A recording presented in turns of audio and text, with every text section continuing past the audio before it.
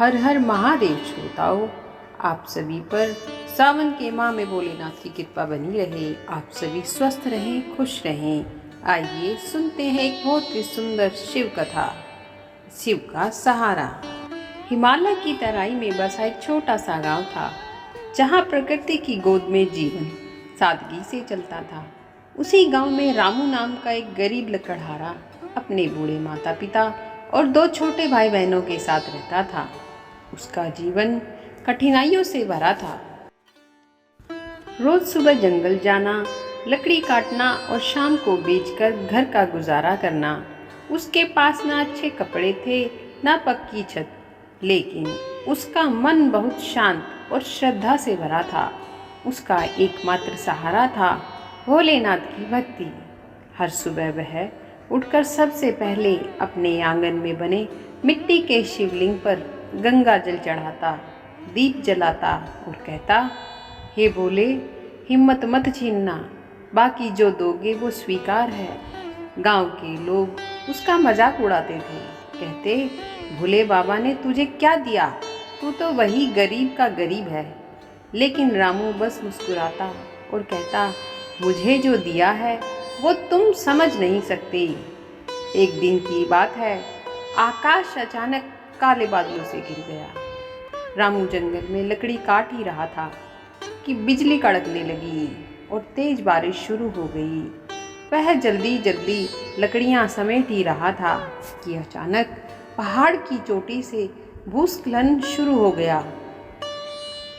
भारी पत्थर और मिट्टी नीचे गिरने लगी। वह भयभीत हो गया। एक तरफ तेज नदी, दूसरी तरफ गिरते पत्थर। उसके पास भागने का कोई रास्ता नहीं था। वह एक बड़े पेड़ के नीचे बैठ गया, हाथ जोड़े और आंखें बंद करके बोला, भोलेनाथ, आज जान आपके हाथ में है। अगर मेरी भक्ति सच्ची है तो मुझे बचा लीजिए। जैसे ही उसने आंखें खोली, सामने एक वृद्ध साधु खड़े थे। लंबी जटाएं, माथे पर भस्म, गले में रुद्राक्ष। उनकी आंखों में अजीब सी शांति थी। वे बोले, चल बालक, इस ओर आजा। रामू कुछ समझ नहीं पाया, लेकिन उनके पीछे चल पड़ा। वे उसे पास की एक छोटी सी गुफा में ले गए और कहा, यहाँ बैठ जा, कुछ देर में तू सब समझ जाएगा। कुछ ही पलों में भूस्खलन ने पूरा वह इलाका तबाह कर दिया। जहाँ रामू खड़ा था वह स्तब्ध रह गया। बाहर सब मिट्टी में दब चुका था, पर वह सुरक्षित था। उसने मुड़कर साधु को धन्यवाद कहना चाहा, लेकिन वे वहाँ नहीं थे। रामू समझ गया, ये कोई और साधु नहीं थे, ये समय भोलेनाथ ही थे। गांव लौटने पर लोगों ने उसकी बात सुनी तो कोई हंसा, कोई चौंका, पर रामू के मन में अब संदेह की कोई जगह न थी। अब उसकी भक्ति और ही गहरी हो गई थी, पर वह पहले से अधिक श्रद्धा से पूजन करने लगा। धीरे धीरे गांव के लोग भी उसकी भक्ति से प्रभावित होने लगे। समय बीता, मेहनत और ईमानदारी से रामू का जीवन सुधरने लगा। उसे लकड़ी का एक बड़ा ठेका मिल गया, व्यापार बढ़ा और अब वह गांव का सबसे प्रतिष्ठित व्यक्ति बन चुका था। लेकिन उसके स्वभाव में जरा भी बदलाव नहीं आया। पहले की तरह वह हर सोमवार को व्रत रखता, शिव मंदिर में पूजा करता और ज़रूरतमंदों की मदद करता। उसने गांव में एक सुंदर शिव मंदिर भी बनवाया, जिसमें रोज आरती और भंडारा होता था। एक दिन एक बड़ा व्यापारी रामू के पास आया और 1 करोड़ का सौदा रखा। वह डील बहुत लाभदायक लग रही थी, लेकिन रामू के मन में कुछ बेचैनी सी थी। उसने सौदा पक्का करने से पहले मंदिर में जाकर भोलेनाथ से मार्गदर्शन मांगा। उसी रात उसे सपना आया।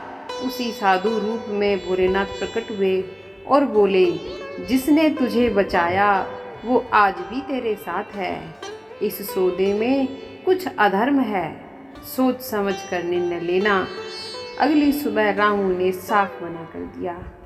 हफ्ते भर में ही समाचार आया कि वह व्यापारी कई लोगों को धोखा देकर फरार हो गया। इस घटना से गांव में हलचल मचा दी। लोग हैरान थे कि रामू कैसे बच गया। तब उसने सबको सपने की बात बताई और कहा, भक्ति सिर्फ पूजा नहीं है, ये वो भरोसा है जो संकट में भी हमें सच्चाई के रास्ते पर टिकाए रखता है। अब गांव के बच्चे भी शिव भक्ति की ओर आकर्षित होने लगे।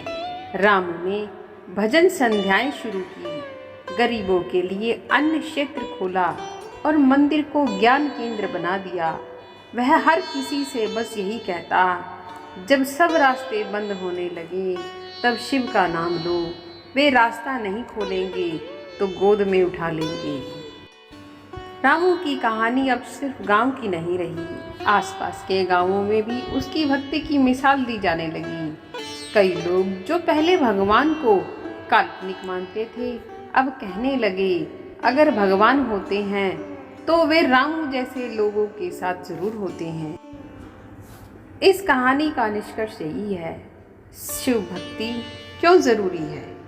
क्योंकि जब सारा संसार मुंह फेर लेता है तब भोलेनाथ हमें थामते हैं। उनकी भक्ति हमें शक्ति भी देती है और विवेक भी। जब हम सच्चे मन से भक्ति करते हैं तो हम सिर्फ भगवान को नहीं पुकारते, बल्कि अपने भीतर की अच्छाई, धैर्य और साहस को भी जगाते हैं। रामू की कहानी ये सिखाती है कि भक्ति दिखावे की नहीं, भीतर के विश्वास की चीज़ है और सच्ची भक्ति का फल हमेशा मिलता है। हर हर महादेव। अगर आपको कहानी पसंद आई हो तो एक लाइक ज़रूर दें और चैनल को सब्सक्राइब करें। ऐसी अच्छी अच्छी कहानियों के लिए जय भोलेनाथ, भोलेनाथ की कृपा बनी रहे।